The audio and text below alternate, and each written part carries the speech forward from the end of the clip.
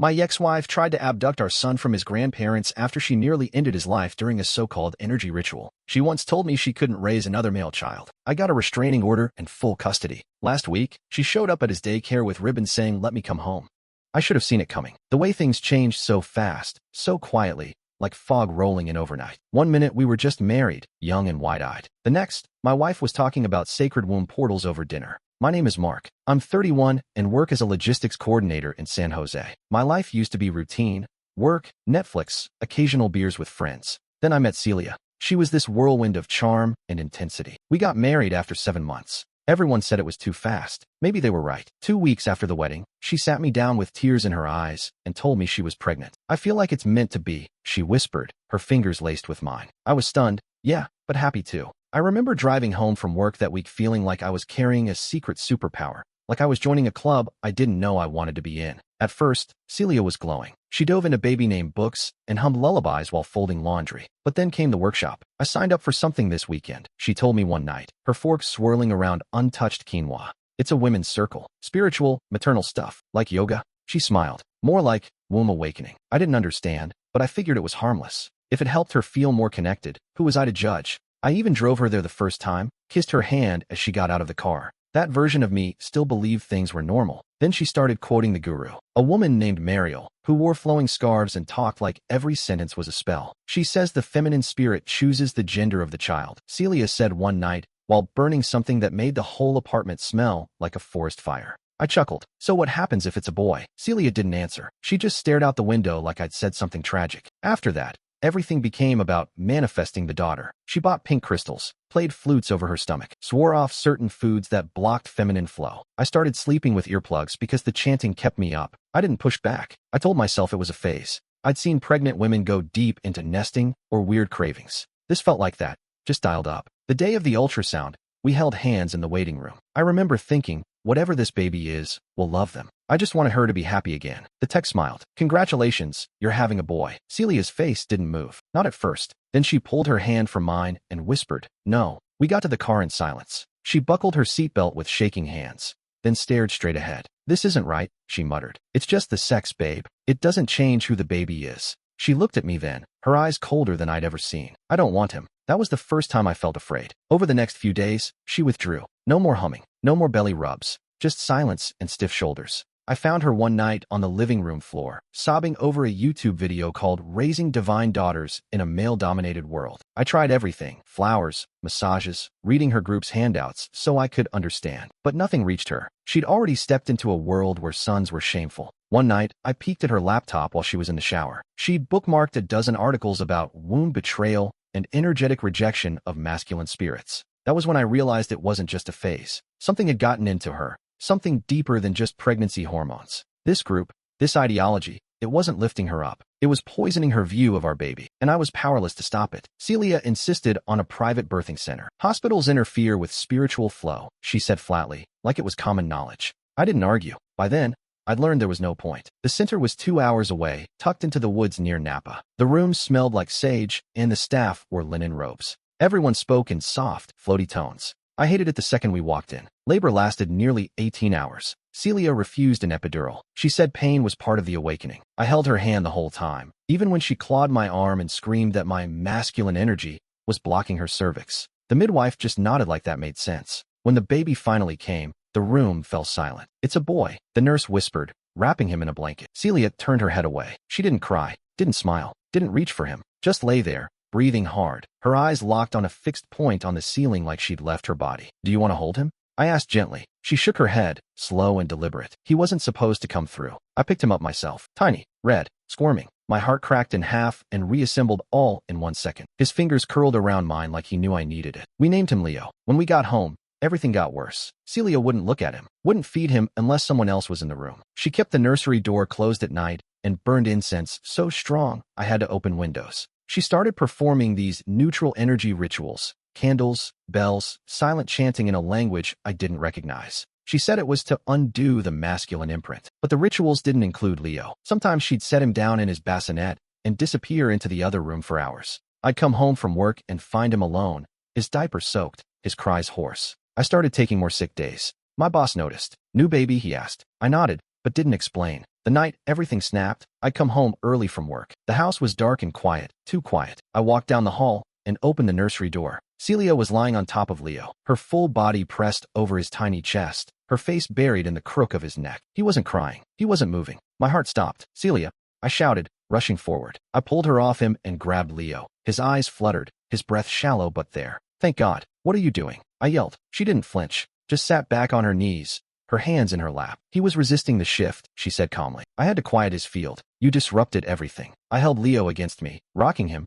checking his ribs, his pulse. "You could have killed him. You don't understand," she said. "This was a recalibration. His soul has to soften before it calcifies." I called her parents that night, told them everything. They arrived the next morning with grim faces and overnight bags. Her mother held Leo and cried. Her father just kept shaking his head. They took him home with them. I packed his clothes, bottles, diapers, and handed over the car seat like I was passing a piece of my heart through a window. Celia didn't argue. She sat in the living room with a journal in her lap, sketching what looked like symbols in red ink. When they left, I stayed behind and closed the nursery door. That was the day our marriage broke. Quietly, suddenly, completely. Not with a fight, not with a lawyer, just with a decision to keep our son alive. And I knew, whatever this thing was that had swallowed my wife, it wasn't done with us yet. I changed the locks the next day, installed cameras the day after that. Celia didn't ask for Leo back, not directly, but she didn't disappear either. If anything, she doubled down. The group became her entire life. They called themselves the Circle of the Rose. Sounded harmless, but nothing about it felt harmless anymore. I started noticing things. Flyers showing up around town, taped to telephone poles, slid under windshields in grocery store parking lots. Protect the Sacred Mother. Denied by patriarchal medicine. Separated from her divine child. I recognized the photo. It was Celia, sitting cross-legged in a white robe, arms lifted toward the sun. I recognized the language too. It was her guru's words, almost verbatim. Spiritual rights. Feminine restoration. Womb first parenting. Underneath, in smaller print, Leo's soul has been blocked by unnatural interference. Return the divine connection before it's too late. My stomach dropped. At first, I tried to ignore it. Told myself it was all talk. But it didn't stop. She started posting on forums, mom groups, healing pages, even local neighborhood threads. My son was stolen from me by masculine fear. He is being spiritually muted. I am denied my motherhood. It got to the point where neighbors started pulling me aside. "Hey, man, everything okay with your wife? She posted your address on some blog." I checked. She had. She didn't use my name, but the post described everything. My job, the neighborhood, even the house's exterior color. I reported it. The blog took it down. She posted it again on another platform. Then she filed for full custody. Her paperwork was wild. Pages of mystical references, journal entries labeled energy download, and a long statement accusing me of preventing soul development through vibrational neglect. She claimed Leo was traumatized by being placed in a home dominated by logic, that I had interrupted sacred frequency bonding. My lawyer read it twice, then looked at me like I'd handed him a puzzle missing half its pieces. "I'll start gathering affidavits," he said. That night, I sat alone and pulled up the baby monitor archives from the night Celia tried to quiet him. I saved the clip to a thumb drive and labeled it, just in case. Then I started collecting more. I went through our text, screenshots of her group messages, videos from the home cameras. Every bizarre conversation, every whispered chant, every time she talked to a blank wall and called it a portal, I logged it all. I called our old neighbor, the one who babysat Leo a few times before things went sideways. Asked if she remembered anything odd. She did. She'd seen Celia leave the baby alone on the patio while she meditated in the shed.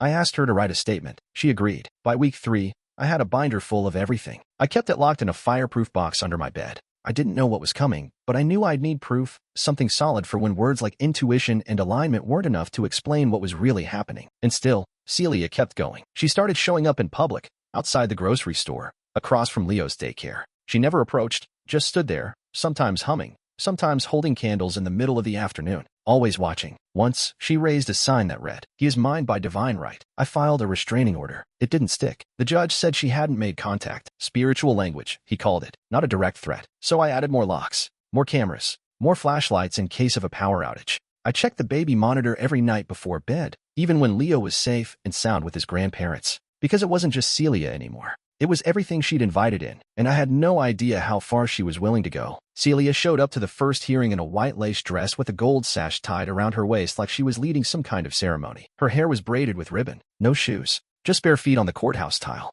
And behind her, 3 women dressed exactly the same. I sat with my attorney flipping through manila folders, pediatrician reports, therapist notes, statements from Celia's own parents, and, at the top, the baby monitor footage. I didn't want to use it unless I had to, but we both knew I probably would. Her lawyer stood up first. Your Honor, my client has undergone a profound spiritual healing since the events described. She has reconnected with her maternal instinct and is ready to rebuild the sacred bond with her son. Sacred bond. They said it like it was a legal term. Then Celia stood. I have recentered. I am no longer in resistance. The boy is ready to be received again. The judge blinked. The boy. She nodded solemnly. He has a name, but I'm not allowed to speak it until we've shared breath. My attorney leaned in. She's torpedoing herself. Let her keep talking. I wasn't so sure. When it was our turn, we laid everything out. Leo's growth records, photos of bruises where she'd left him strapped too long in his carrier, the testimony from her own mother. We played exactly 15 seconds of the baby monitor footage. The moment I walked in and pulled her off him, that was enough. The courtroom went dead quiet. The judge ordered a mental health evaluation. No full custody. Supervised visits only at a facility. We were told it could take months before she was even eligible to petition again. When I walked out of that building, I exhaled for the first time in weeks.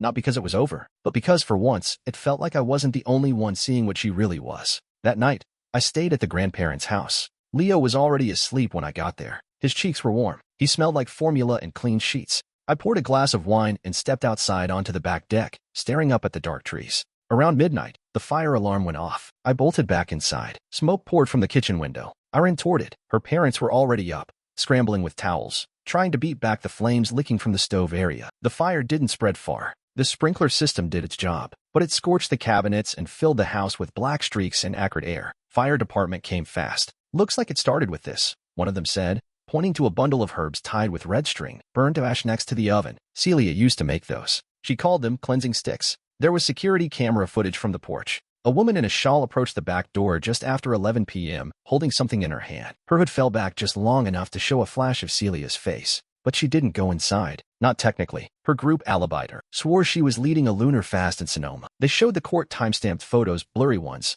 but convincing enough to muddy things. No arrest, no charges. But that night changed everything. I bought a new safe, moved Leo's crib into a windowless room, switched daycares, installed motion sensors on the lawn, and I didn't sleep for more than 3 hours at a time for the next 6 weeks. Because it was clear now, she wasn't just obsessed. She had backup, and whatever line I thought she wouldn't cross, she was already miles past it. The first text came at 2:17 a.m. He dreams in foreign frequencies. That's not natural. You should be worried. No name, just a burner number and a sense of dread that punched through my chest like ice water. I didn't respond. I blocked it. Then I started checking the windows. The next morning, there was a symbol carved into the wood of my front door. A spiral inside a triangle. It looked like something a teenager would doodle during detention. Except I'd seen it before, on Celia's old journals. The same design was stamped on the flyers she used to hand out at community centers. I called the police. Could be vandalism, the officer said. Not a clear threat. Keep your cameras rolling. So I did. Later that week, I spotted a woman standing across the street from my driveway. She didn't move, just watched.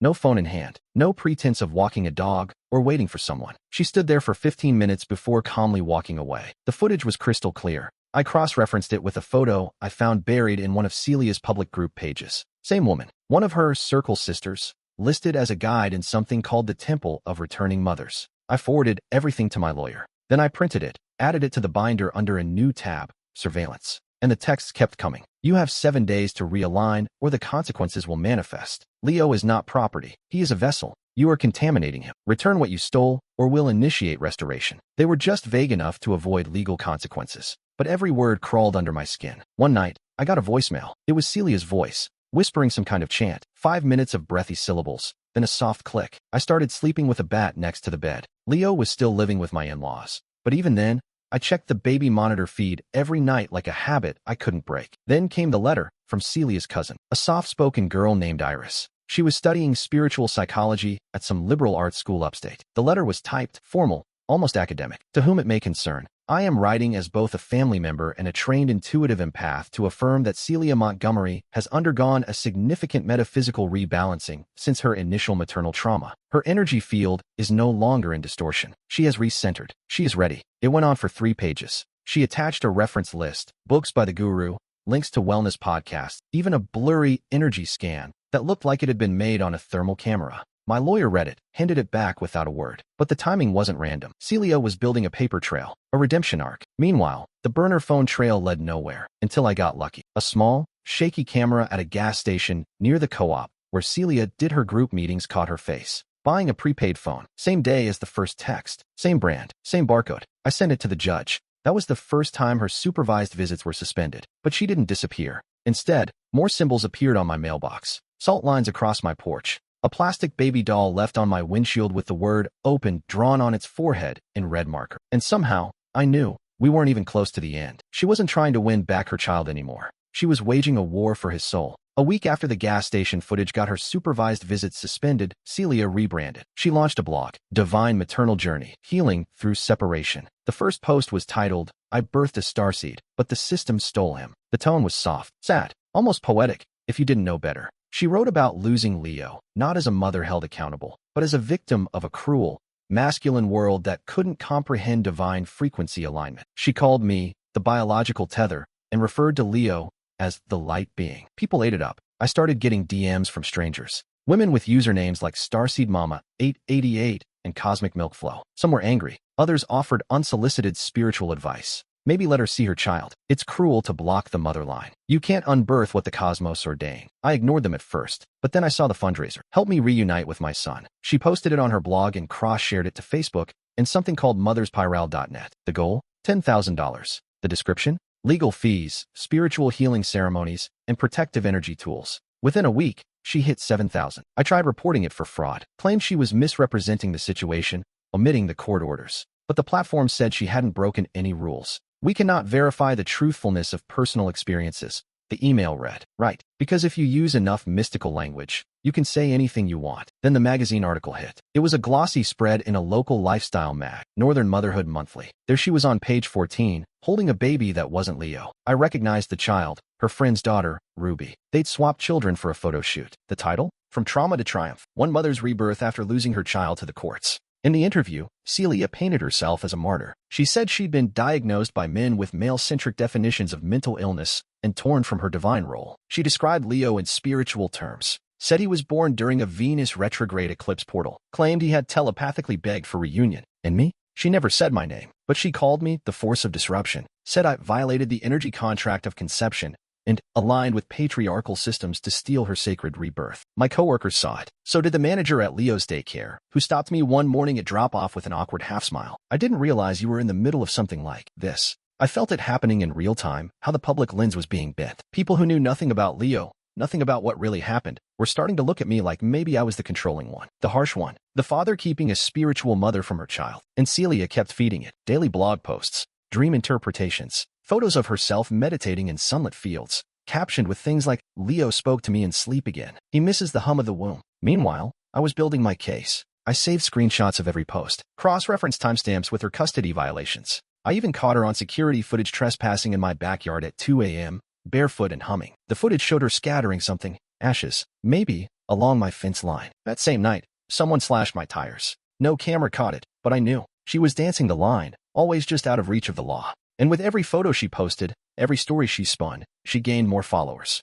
Not because they knew the truth, but because she gave them something beautiful to believe in. A spiritual mother, a misunderstood woman, a villain with glitter and soft lighting. And me? I was just a man behind a locked door, trying to keep his son safe, and watching the world fall for the wrong version of the story. We had agreed to the visit because the court mandated it. Supervised. Neutral location. 2 staffers. Glass walls. Cameras in every room. Celia walked in dressed like an altar. Flowing white robes. Crystals around her neck. A gold circlet tied across her forehead. She didn't bring toys or snacks. Just a jar of salt water and a velvet pouch she said held her son's original name. No one asked her to explain it. Leo sat in my lap, fidgeting with the zipper of his jacket. He was 2 now. Talkative. Curious. Not old enough to understand everything, but old enough to shrink away when he saw her. Celia knelt in front of him, arms outstretched. I receive you now, she whispered. Leo looked at me. Can I go play? I nodded. One of the staffers guided him toward the sensory corner. Celia followed, slowly, like a priest approaching a shrine. For the first 20 minutes, things stayed awkward but calm. She tried to hug him. He shook his head. She offered him a crystal. He threw it across the room and laughed. That's when it shifted. Celia stood abruptly. He's blocked, she said to no one. His aura's been sealed. The staffer raised an eyebrow. Ma'am,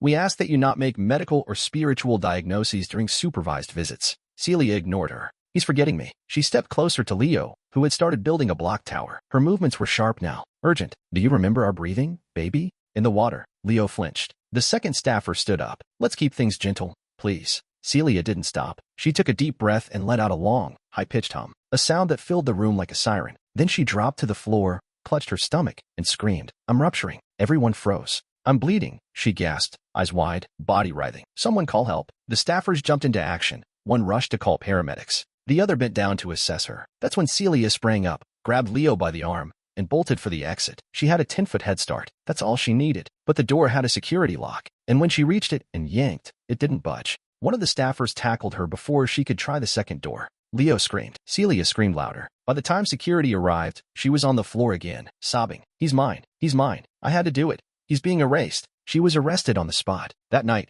the police searched her apartment. They found a fake ID with her photo and a new name, Amara Eden, a file folder labeled Emergency Extractions, a one-way bus ticket to Arizona, a printed list of safe houses in desert towns, handwritten letters addressed to Leo, saying things like, "One day you'll understand why I had to steal you," and a journal entry dated the day before. Final attempt. If it fails, I enter exile. They've stolen my womb line. My only chance is divine retrieval. She was denied bail. For the first time in 2 years, Celia's mask cracked. For the court, for her followers, for everyone. No chance. No flowing dresses. Just a woman in handcuffs, sobbing in fluorescent light. And for once, I didn't feel afraid. I felt like the world finally saw what I had known all along. Once the footage from the supervised visit hit the court record, the rest unraveled fast. Her group started fracturing within days. First came the whispers, anonymous comments on her blog. This doesn't feel like love. Wasn't this supposed to be about healing? She lied about that boy. Then one of her closest followers, Bria, a midwife from Sonoma, posted a long message on social media. Celia manipulated us. She used motherhood like a stage and convinced us we were building a revolution when really, we were shielding her delusions.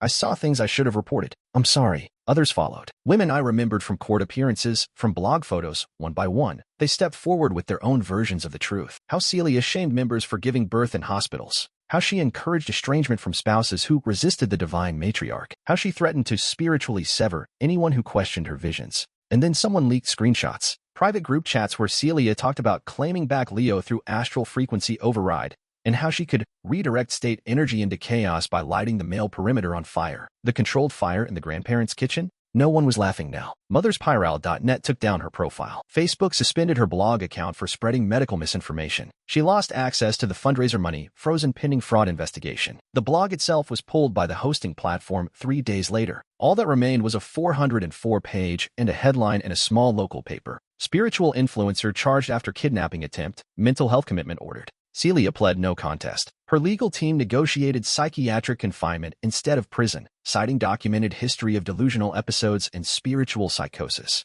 2 years in a secure mental health facility. Her parents didn't fight it. I think they were relieved, exhausted. They asked me quietly, "What happens next?" I told them, "Leo stays with us. Until further notice, no contact." They nodded. Then came the final email from her attorney. Celia was willing to relinquish parental rights if we agreed not to pursue civil charges for the attempted kidnapping or destruction of property. I didn't even blink. Yes. We signed the documents within the week. No more court. No more visits. No more guardianship battles. It was over. Her movement, what was left of it, died with a whimper. The site shut down. Her name disappeared from search results under a pile of drama and spiritual drama fatigue. And Leo? He never had to hear the phrase womb line rupture ever again. Celia, the myth, the martyr, the priestess, the mother of the light being, was gone. Just a woman in a white cell, staring at a wall, whispering to a name she no longer had the right to say. It took time. There was no sudden sunrise, no soundtrack swelling while we all hugged in the kitchen. Healing didn't come like that. It came in slow mornings, one clean bottle at a time, one night of sleep where I didn't check the locks twice.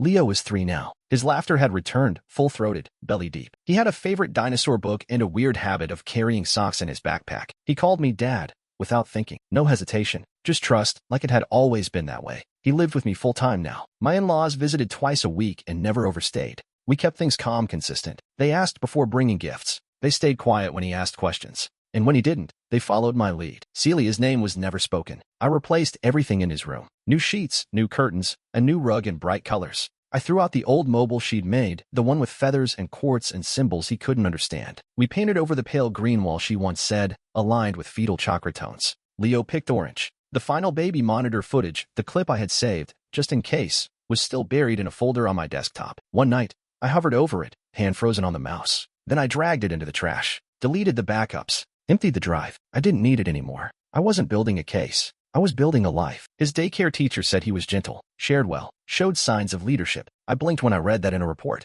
Leadership wasn't a word I ever expected to see tied to my kid. But here we were. He asked me once, just once, about the woman in the picture. The one I had tucked into a box in my closet. The only photo of Celia that remained. Was she my mom? I nodded. Yeah, she was. He looked at it for maybe 5 seconds. Then he handed it back. Okay, he said, already turning back toward his toys. I didn't push it. Neither did he. At night, I started journaling, just for myself, nothing profound, mostly lists. What Leo liked to eat, new words he picked up when he first tied his shoes. It helped me remember that we were here now, that we had made it through. And I found small comforts, like the way he curled against me on the couch without needing a reason, like the way he said thank you to waiters at restaurants without being told, like hearing my dad's laugh come out of him when he saw something truly, absurdly funny. The scars were there, mine, his, all of ours. But they didn't define us. They didn't decorate the walls. We let them fade. We told the truth carefully, not with bitterness, not with fire, but with light and softness and space. Someday Leo would ask for more, about what happened, why things were the way they were. And when that day came, I'd tell him the truth, just enough for him to understand, never enough to feel like he carried it. But for now, we were okay. We were safe, and that was more than enough. The letter came on a Tuesday, tucked into a thick envelope from the county court office. I opened it at the kitchen counter while Leo napped on the couch, his face smushed against a dinosaur pillow. It wasn't from Celia directly, just a formal notice filed through her attorney. Subject, request for contact review prior to parole eligibility. After nearly 2 years in a state psychiatric facility, she was nearing the point where she could petition for limited contact, not custody, not visitation, just permission to send a letter, to reestablish a communication framework, as the paperwork put it. I read it once, then again, and then I put it down. I didn't need time to think about it. I called my lawyer that afternoon. No, I said, we don't want contact. Not now. Not ever. He didn't ask questions. Just said, understood, and filed the response. That night, I sat at the edge of Leo's bed, brushing hair from his forehead while he slept. He was 4 now, confident, a little stubborn, wild about space rockets and mango smoothies. And that very week, he'd started asking real questions. Not the kind you can dodge. At bedtime, his voice came quiet under the blanket. Daddy, where's my other mom? I felt my whole chest tighten, but I didn't flinch. We'd rehearsed this, me, Celia's parents, his pediatrician. The words weren't a script, but they were chosen. Gentle, true. I sat beside him. Leo, I said softly, your mom was someone who really wanted to love you, but she got sick in a way that made it hard for her to keep you safe. He blinked up at me, nodding slowly. So she couldn't stay and be your mommy. And now, we're safe together. He looked at me for a long time. Then he reached for my hand. Okay, he said. Can I still have pancakes tomorrow? Definitely. I smiled. With chocolate chips. He drifted off a few minutes later. I sat there in the dark a little longer, staring out the window, half expecting something, an email, a knock at the door, a new blog from a new name. But nothing came. Just the quiet hum of the baby monitor and the soft breaths of a boy who had survived more than he'd ever know. Celia was out there somewhere, but she was behind glass now, legally, emotionally, spiritually, and I had no intention of letting her back through. She had let go of Leo once, and I would never, ever let him feel that kind of emptiness again.